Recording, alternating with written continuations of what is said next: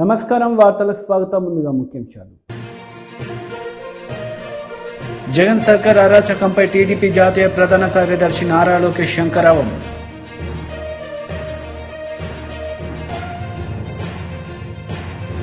Minister Gudivada Amarnath press meet Chandrababu నాయుడుపై fire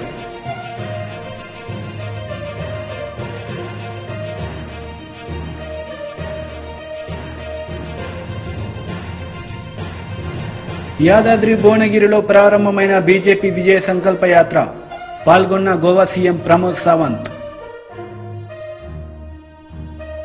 minister Gudivada Amarnath press meet నిర్వహించారు. ఈ సందర్భంగా పలు అంశాలపై ఆయన మాట్లాడారు. వారి మచ్చ వారికి కనబడదు,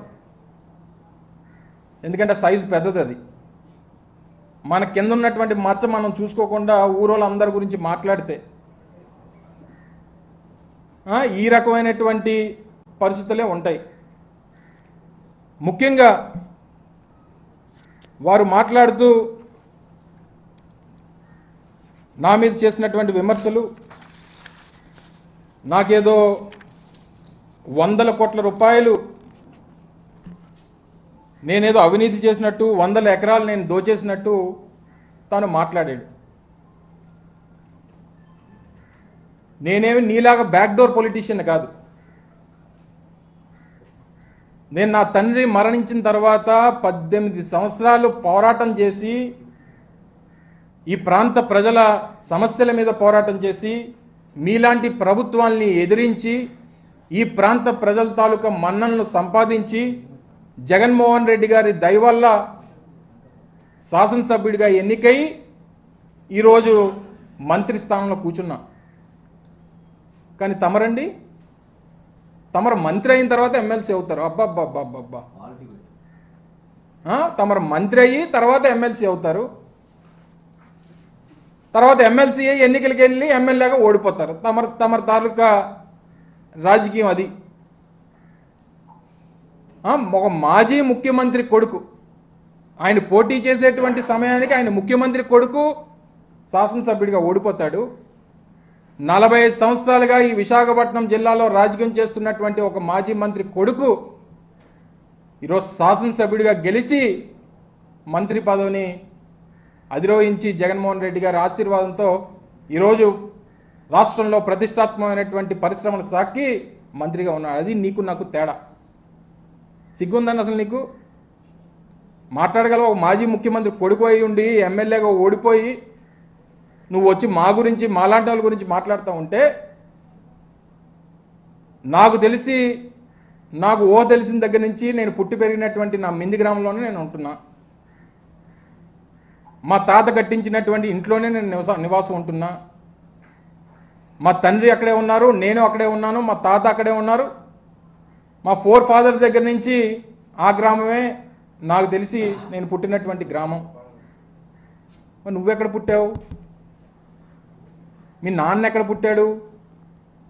ఇప్పుడు మీరు ఉండేది ఎక్కడా? మీ నాన్న ఉండేది పూరి గుడిసెలో ఉండేటువంటి మీ నాన్న ఈరోజు నిన్ను తీసుకొని వచ్చి ఒక రాయల్ ప్యాలెస్లో, హైదరాబాద్లో ఒక రాయల్ ప్యాలెస్లో నిన్ను పెట్టాడే. ఎలాగా ఆ స్థాయి నుంచి ఈ స్థాయికి వెళ్ళవచ్చు ఒక్కసారి చెప్తే, ఈరోజు రాష్ట్రంలో ఉన్నటువంటి అనేక మంది పేదవారు కూడా ఈ మీ తండ్రి తాలూకా స్కీమ్ని ఫాలో అయ్యి వారు కూడా పాకల్లో ఉన్నటువంటి వారందరూ కూడా ప్యాలెస్ల్లోకి వెళ్ళిపోతారు.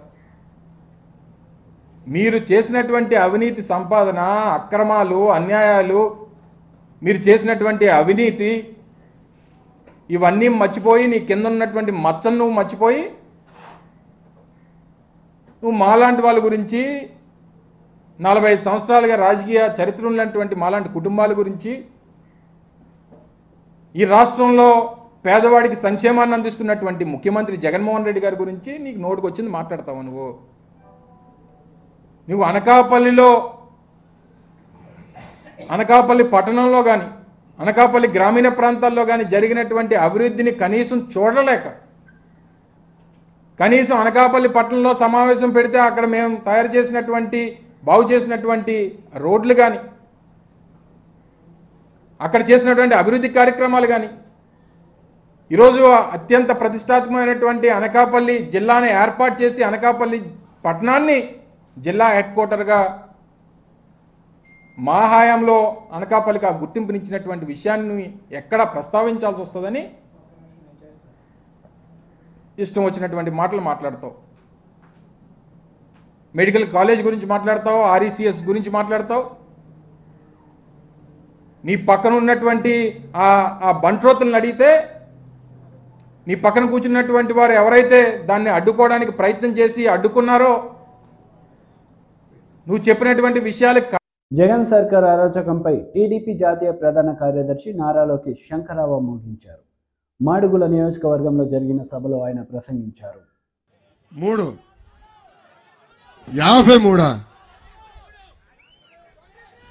13 కేసు ఇంకా 9 పెట్టించుకున్నా.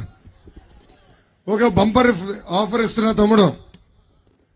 2019 నుంచి 24 వరకు ఎవరైతే ఎక్కువ కేసులు పెట్టించుకుంటారో మన నియోజకవర్గంలో వాళ్ళకి అంత పెద్ద నామినేటెడ్ పోస్ట్ ఇచ్చే బాధ్యత నాది. నా ఆఫర్ స్వీకరిస్తున్నావా? Very good. తల్లి నా పైన 22 కేసులు పెట్టారు. ఎస్సీ ఎస్టీ కేసు పెట్టారు, అటెంప్ట్ మర్డర్ కేసు పెట్టారు. 2019 ముందల నేను ఏనాడు పోలీస్ స్టేషన్కి వెళ్ళలేదు తల్లి. ఇప్పటికి 7 సార్లు తీసుకెళ్లారు తల్లి నన్ను పోలీస్ స్టేషన్కి. పోలీస్ స్టేషన్ ఇప్పుడు అత్తగారు ఇల్లాగుంది తల్లి. ఇలా వేలాది మంది తెలుగుదేశం పార్టీ కార్యకర్తలపైన నాయకులపైన ఈ ప్రభుత్వం కేసులు పెట్టింది. నేను చెప్తున్నా కదా, అన్న ఎన్టీఆర్ మన దేవుడు, బాబు గారు మన రాముడు, కానీ ఈ లోకేష్ వైకాపా నాయకులకి మూర్ఖుడు.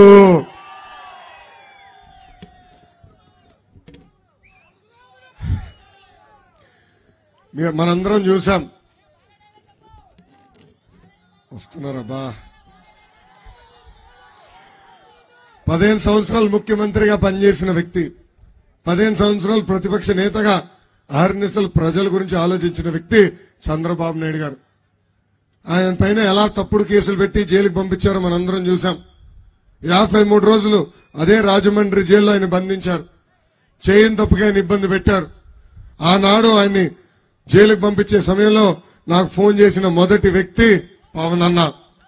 ఆనాడు ఆయన ఫోన్ చేసి, నీకు నేను ఒక అన్నగా నిలబడతాను, అధైర్యపడొద్దని నాకు ధైర్యం నింపిన వ్యక్తి పవన్ అన్న. పవన్ అన్న ఆనాడు ప్రత్యేక విమానాలు ఆంధ్ర రాష్ట్రానికి రావాలంటే ఏకంగా ఈ ప్రభుత్వం ఆయనకి ఆ పర్మిషన్ క్యాన్సిల్ చేసింది. రోడ్ మార్గంలో రావాలంటే బార్డర్ లో దాదాపు 3 గంటల సేపు ఆయన ఆపి ఇబ్బంది పెట్టింది. అందుకే ఆనాడే పవన్ అన్న నిర్ణయించాడు, ఈ ప్రభుత్వాన్ని వదిలిపెట్టేది లేదు, తెలుగుదేశం జనసేన కలిసిగట్టుగా ఈ సైకోని తరిమి కొట్టే రోజులు తొందరలో వస్తున్నాయని ఆనాడే నిర్ణయించుకున్నాడు. అందుకే జన సైనికులకి తెలుగుదేశం పార్టీ కార్యకర్తలకి నేను పిలిపిస్తున్నా. ఈ వైకాపా పార్టీకి పేటీఎం కుక్కులున్నారు. 5 రూపాయలు ఇస్తే చాలు పనికిమాల పోస్టులు పెడతారు. పసుపు సైన్యం పేరుతో జన సైనికులు తిడతారు, జన సైనికుల పేరుతో పసుపు సైన్యాన్ని తిడతారు. ఆ వాస్తవాలను మనం నమ్మకూడదు. మనందరం అప్రమత్తంగా ఉండాలా. మనందరం మన పవన్ అన్న ఇచ్చిన నినాదానికి కట్టుబడి ఉండాలా. ఏంటది? Hello AP, hello AP, hello AP, bye bye YCP. ఈ నినాదానికి మనందరం కట్టుబడి ఉండాలని ఇక్కడున్న పసుపు సైన్యాన్ని జన సైనికులకి నేను పిలిపిస్తున్నాను. అంతేకాదు ఈ శంకరావం కార్యక్రమం ద్వారా కూడా నేను మీకు పిలిపిస్తున్నా.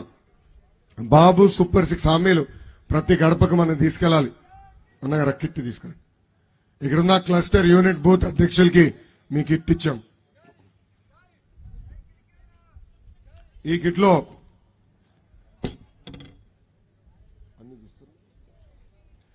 కిట్లో ఒక కట్ట చేశాం క్యాలెండర్.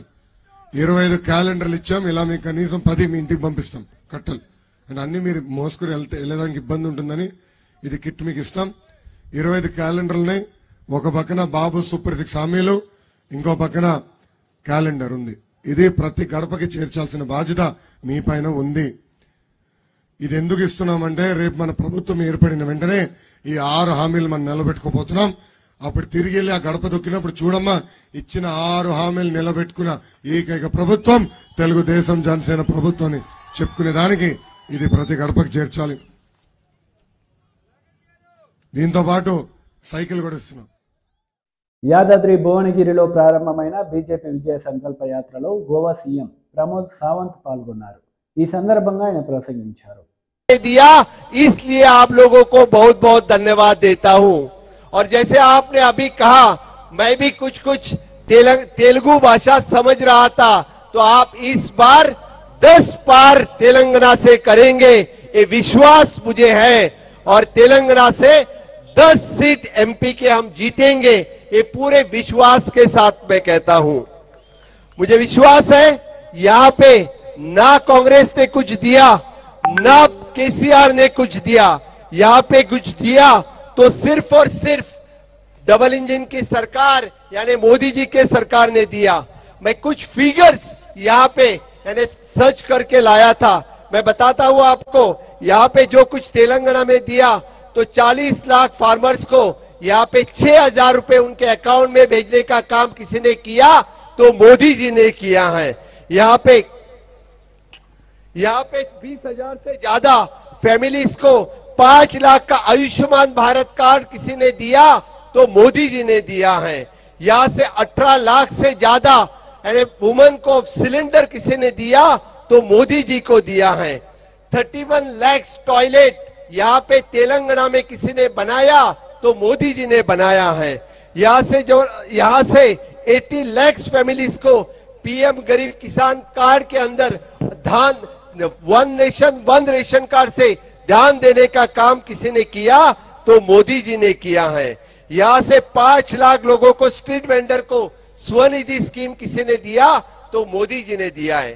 मित्रों, मुझे एक ही बताओ, यहाँ के पहले वाले बीआरएस सरकार ने आपको क्या दिया और यहाँ से केसीआर अब की कांग्रेस सरकार क्या दे रही है? इनको सिर्फ झूठी गारंटी देनी आती है, इनको सिर्फ झूठे वादे करने आते हैं। मैं कुछ डाटा आपके सामने रखूंगा, क्योंकि यहाँ के केसीआर जो पहले कांग्रेस सरकार में थे, यहाँ से यूपीए जो सरकार थी तभी यहाँ की बीआरएस केसीआर कांग्रेस सभी एक ही थे। 2004 से लेके 14 में जिस देश में जो यूपीए की सरकार थी और अब जो एनडीए की बात कर रहा है, मैं उनकी 10 सरकार और भाजपा की और एनडीए की और मोदी की 10 सरकार का कंपैरिजन चार्ट आपके सामने रखता हूं, तब आपको पता चलेगा कि कितना बदल जो हम बात कर रहे हैं कि इंफ्रास्ट्रक्चर डेवलपमेंट और ह्यूमन डेवलपमेंट कन्याकुमारी से लेके कश्मीर में हो रहा है, वो आपको पता चलेगा।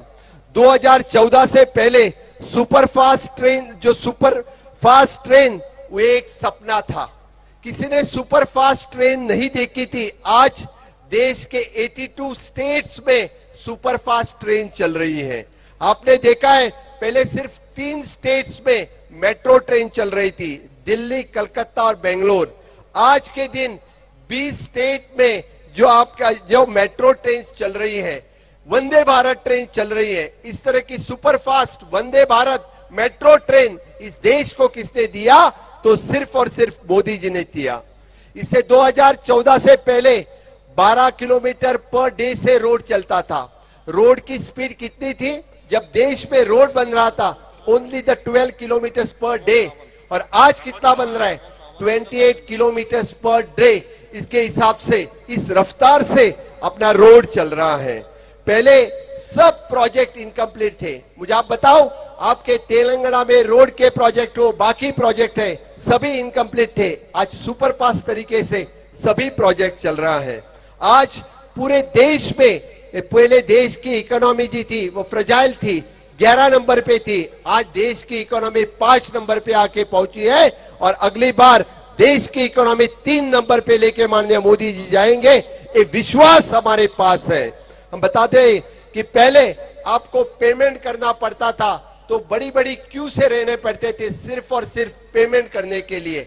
आज कैशलेस फैसिलिटीज सभी जगह पे हमने पहुंचाई है, अब डायरेक्ट कैशलेस से पेमेंट करते हैं।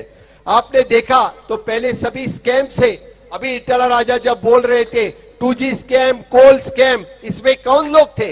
यही कांग्रेस वाले जो आज तेलंगाना में राज्य कर रहे हैं, यही सभी जो कोल स्कैम में थे, यही सभी जो 2G స్కామ్ में थे। షాద్నగర్ నియోజకవర్గంలో బీఆర్ఎస్ పార్టీ కార్యకర్తల సమావేశం నిర్వహించారు। ఈ సందర్భంగా మాజీ మంత్రి హరీష్ రావు కార్యకర్తలకు పలు సూచనలు చేశారు। కేసీఆర్ ఉన్నాక ఎప్పుడైనా పింఛన్ ఆగిందా? ఏ రోజు ఆగలే. ఇప్పుడు 4,000 అన్నాడు, ఇచ్చే 2,000 కూడా మొన్నటి నెలలో ఎగ్గొట్టినటువంటి పరిస్థితి కూడా మనం చూస్తా ఉన్నాం. ఇట్లా ఏ విషయాలు చూసినా ఇక ఉద్యోగాల కదా మీరు చూస్తున్నాం. ఇప్పుడు ఎట్లయితే సొమ్మొకంది సోకొకంది అన్నట్టు అయిపోయింది. ఇవాళ నర్సింగ్ ఉద్యోగాలకు నోటిఫికేషన్ ఇచ్చింది మనం, పరీక్ష పెట్టింది మనం, సర్టిఫికెట్లు వెరిఫై చేసింది మనం, ఉద్యోగాలు ఇచ్చే టైంకు ఎలక్షన్ కోడ్ వచ్చింది. మనం అంతా చేస్తే ఈయన పోయి పంచి నేనే ఇచ్చిన అంటాడు. కానిస్టేబుల్ ఉద్యోగాలు అంతే. అంటే నిజంగా నీ కాంగ్రెస్ ప్రభుత్వం వచ్చినాక నువ్వు ఒక్క నోటిఫికేషన్ అని ఇచ్చినావు అయ్యాలకి, ఒక్క నోటిఫికేషన్ ఇవ్వలే, ఒక్క పరీక్ష పెట్టలే. కానీ మనం చేసిన దాన్ని పట్టుకొని మేం చేసినామని చెప్పి ఇవాళ డబ్బా కొట్టుకునేటువంటి ప్రయత్నం వాళ్ళు చేస్తున్న విషయాన్ని కూడా మీరు ప్రజల్లో చెప్పాల్సినటువంటి అవసరం ఉంది. అంటే ముఖ్యంగా ఇలా వాళ్ళ పరిస్థితి ఎట్లయిందంటే అసెంబ్లీలో మీరు చూస్తూ ఉన్నారు. హామీల అమలు గురించి మేము ఎక్కడ అడుగుతామో అని ఓ శ్వేతపత్రాల పేరు మీద ఒక డ్రామా పెట్టారు. శ్వేతపత్రాలు అనేటువంటి ఒక కాకమ్మ కథలు పెట్టి తమ హామీల అమలు నుంచి తప్పించుకోవడం, ప్రజల యొక్క అటెన్షన్ డైవర్ట్ చేసేటువంటి ప్రయత్నం చేస్తా ఉన్నారు. ఎన్నికల ప్రచారంలో అబద్ధాలే, నిండు అసెంబ్లీలో కూడా అబద్ధాలే మాట్లాడారు. దొరకవట్లే నేను ఒక్కొక్క అబద్ధాన్ని, ఒక్కొక్క పేజీలో ఉన్న అబద్ధాలను తీసి చదువుతుంటే ఒక్కడన్నా మళ్ళీ లేస్తే ఒట్టు. అది ఇచ్చిపెట్టి నన్ను దిట్టుడు పెట్టిరు, అది ఇచ్చిపెట్టి నన్ను దిట్టుడు పెట్టిరు. అరే ఈ పేజీలో అబద్ధం ఉన్నది, ఈ పేజీలో తప్పున్నది, ఈ పేజీలో తప్పున్నదని ఒకటొకటి దొరకబట్టి చదువుతుంటే ఒక్కడన్నా దాని మీద మాట్లాడతలేరు. నన్ను తిట్టుడు పెట్టిరు, కేసీఆర్ సార్ని తిట్టుడు పెట్టిరు. తిట్టుడు కాదు కదా, మీరు గవర్నమెంట్ లో ఉండి ఒక అసెంబ్లీకి ఇచ్చిన పుస్తకంలోనే తప్పుల తడకగా ఉంటే, అబద్ధాలు ఉంటే మీరు పాలన ఏం చేస్తారు? ఆనాడు ఎలక్షన్ ప్రచారంలో అబద్ధాలే, ఇలా గవర్నమెంట్ లోకి వచ్చాక కూడా అబద్ధాలు తప్ప నిజాయితీ లేదు. నిజంగా ఈ ప్రభుత్వానికి హామీలు అమలు చేసే నిబద్ధత లేదు, అబద్ధాలు తప్ప నిబద్ధత లేని గవర్నమెంట్ ఈనాడు రాష్ట్రంలో ఉన్నటువంటి కాంగ్రెస్ గవర్నమెంట్. అయితే ఈ విషయాలను మనం కూడా ప్రజల్లోకి తీసుకుపోదాం. నాకు నమ్మకం ఉన్నదే, జర టైం పట్టుండొచ్చు. మీరు రేపు మీ sarpanch election, councillor election, ZPTC election వచ్చే వరకు ఇంకో 6 నెలలో 7 నెలలో పడుతుంది. అప్పటికైతే మిమ్మల్ని దొరకబట్టి యాడుందని టీఆర్ఎస్ అని చెప్పి జనం వరుస పెట్టి మిమ్మల్ని గెలిపించేటువంటి పరిస్థితి ఉంటుంది. జర చూస్తున్నారు పబ్లిక్ 3 నెలలు అయింది కదా, ఇంకేమైనా చేయకపోతాడా, ఏమన్నా కాకపోతా అన్నట్టున్నది. చర్చ స్టార్ట్ అయింది, అయ్యో పడకపోయా అని కడుపులు అనుకుంటుంది కానీ ఇంకా షురు కాలే. జర్ర ఒక 6 నెలలు ఏడాది అయితేనా బీఆర్ఎస్ వాళ్ళు అంటే ఏందో అన్ని అర్థమైతాయి. నిజంగా ఇందాక అంజనే చెప్పిండు, మా ఒక మిత్రుడు మాట్లాడుతూ పంచాయత్ సెక్రటరీ ట్రాన్స్ఫర్ చేయలేన్నాడు మా రెడ్డి సాబ్.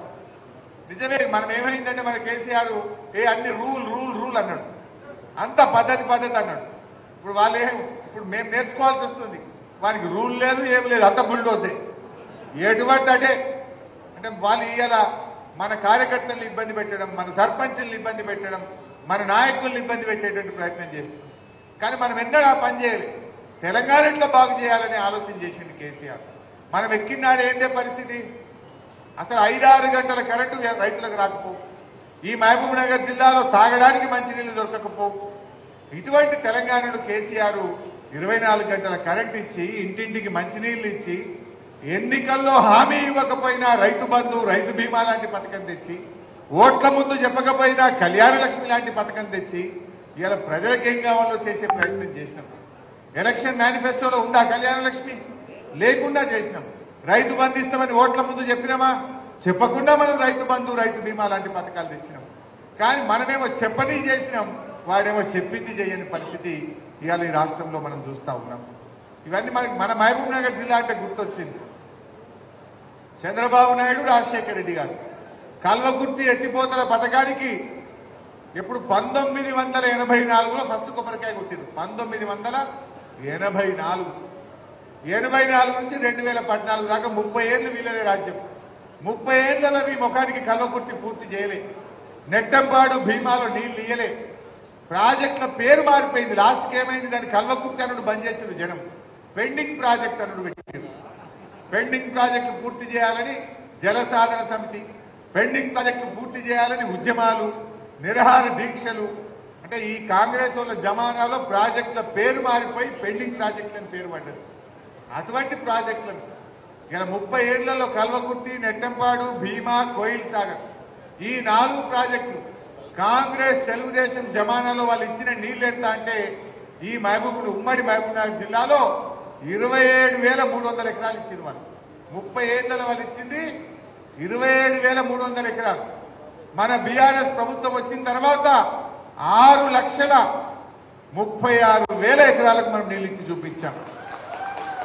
30 ఏళ్లలో మీరు 27,300 ఎకరాలకు ఇస్తే మన బీఆర్ఎస్ గవర్నమెంట్ వచ్చినాక 6,36,000 ఎకరాలకు నీళ్ళు ఇచ్చాం. పంప్ హౌస్ లో వండుకున్నాం. ఇదే లక్ష్మారెడ్డి అన్న, శ్రీనివాస్ గౌడ్ మేమందరం పోయి కల్వకుర్తి పంప్ హౌస్ లో రాత్రి పూట నేల మీద అట్లాంటి నేల మీద మేము చెద్దరేసుకొని పండుకొని ఆడ పని చేయించినాం. వెంబడబడి పని చేయించినాం. రాత్రి పూట ఆ వాగు ఉండే కదా మీరు ఆవంచ వాగు దగ్గర ఆక్విడక్ట్ కట్టాలంటే ఆ ఊర్లో పోయి డాబా మీద వండుకున్నాం. ఓ రోజు డాబా మీద వండుకొని ఆడ ఉండి రాత్రి 12-1 గంటల దాకా రివ్యూ చేసి ఎంబడబడి కల్వకుర్తి, నెట్టంపాడు, భీమా పూర్తి చేసి 6,36,000 ఎకరాలకు ఈ మహబూబ్నగర్ జిల్లాలో నీళ్ళు ఇచ్చాం. ఇలా పాలమూరు రంగారెడ్డిలో 80% పనులు పూర్తయినాయి. 2 టీఎంసీలకు టనళ్లు తవ్వినాం.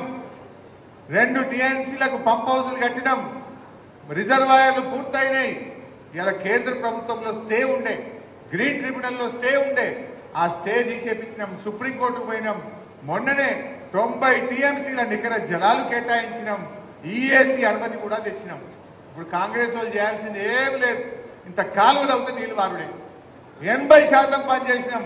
మీరు దయచేసి మా షాద్ నగర్ కానీ ఉమ్మడి మహబూబ్ నగర్ జిల్లాకు 8 లక్షల ఎకరాలకు నీళ్లు బారే పాలమూరు రంగారెడ్డిలో 80% పనులు పూర్తి చేసినాం. మీరు కాలువలు తవ్వండి, ఏడాది లోపల నీళ్లు తీసుకురావాలని చెప్పి కూడా నేను ఈ సందర్భంగా డిమాండ్ చేస్తాను. నిజానికి ఇదే కాంగ్రెస్ వాళ్ళు కేసులు వేసింది. మాజీ మంత్రి కేఎస్ జవహర్ మీడియా సమావేశం నిర్వహించారు. ఈ సందర్భంగా పలు అంశాలపై వారు మాట్లాడారు. ఆ హామీల అమలు అనేది అవగాహన లేకుండా చేశానని చెప్పుకునే పరిస్థితి చూస్తూ ఉంటే, ముఖ్యమంత్రి అభ్యర్థిగా ఉన్నటువంటి వ్యక్తి సిపిఎస్ను వారంలో రద్దు చేస్తానని చెప్పి దాని మీద అవగాహన లేదు, ఎంత ఖర్చు అవుతుందో తెలియదు, సిపిఎస్ రద్దు చేయలేనని పెద్ద ఎత్తున సిపిఎస్ ఉద్యోగులను మోసం చేసి అధికారంలోకి వచ్చినటువంటి పరిస్థితి మనందరం చూసాం. దాంతోపాటుగా జగన్మోహన్ రెడ్డి ఈరోజు సంక్షేమం అంటేనే జగన్మోహన్ రెడ్డి అని చెప్పుకొని కళ్ళబొల్లి కబుర్లు. ఎందుకంటే 3.5 సంవత్సరాలు గడుస్తున్నా పెళ్లి కానుక అనేది ఇవ్వనటువంటి పరిస్థితి. ఈ 5 సంవత్సరాల్లో జగన్మోహన్ రెడ్డి కేవలం ఇస్తే ఒక 5-6 వేల మందికి కన్నా ఎక్కువ ఇచ్చుంటాడు, లేకపోతే ఇంకొక 20,000 మందికి 10,000 మందికి ఇచ్చుంటాడు తప్ప పెళ్ళైన ప్రతి పేద కుటుంబంలో ఉన్నటువంటి వ్యక్తికి పెళ్లి కానుక ఇవ్వలేదనేది సత్యం. దాంతోపాటు బడుగులు, పేదలు, బడుగు బలహీన వర్గాలకు సంబంధించినటువంటి అనేక సంక్షేమ కార్యక్రమాలు 120 పథకాలు బలహీన వర్గాలకు సంబంధించి, దళితులకు సంబంధించి 27 పథకాలు ఈ రోజుకి రద్దు చేసి వాళ్ళకనే ఏ సంక్షేమ కార్యక్రమం అందకుండా చేసి పెత్తందారికిను పేదవాడికి మధ్య పోటీ అని గొప్పలు చెప్తా ఉన్నాడు. ఈ సందర్భంగా ఒకటే అడుగుతా ఉన్నా, జగన్మోహన్ రెడ్డి ఎవరు పెత్తందారి, ఎవరు పేద?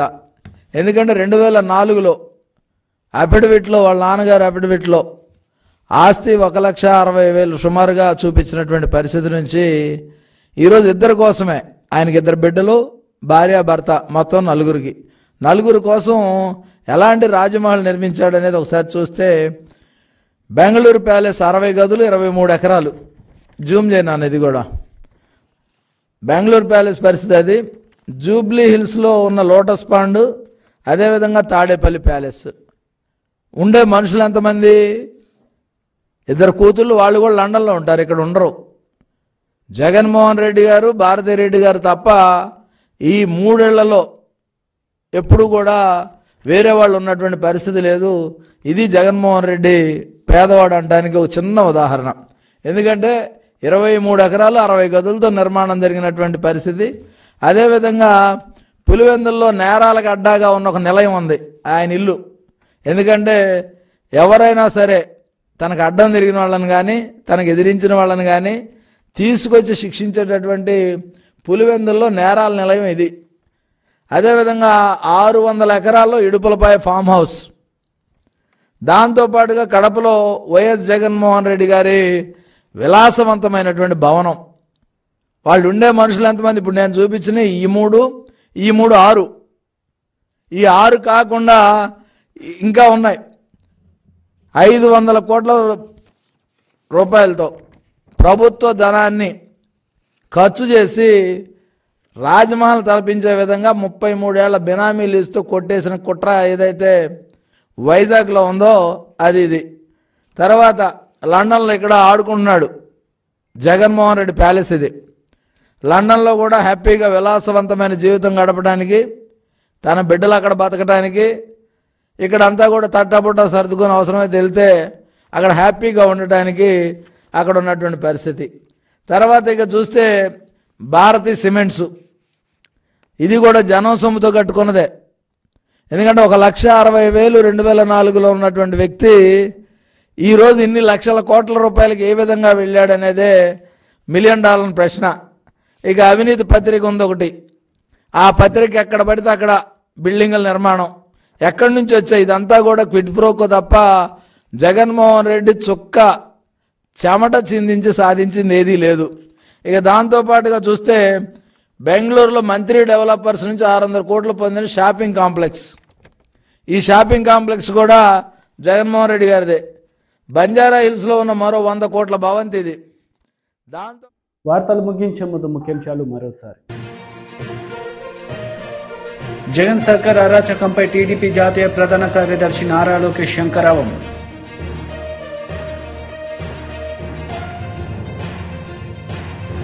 Minister Gudivada Amarnath press meet, Chandrababu నాయుడుపై ఫైర్.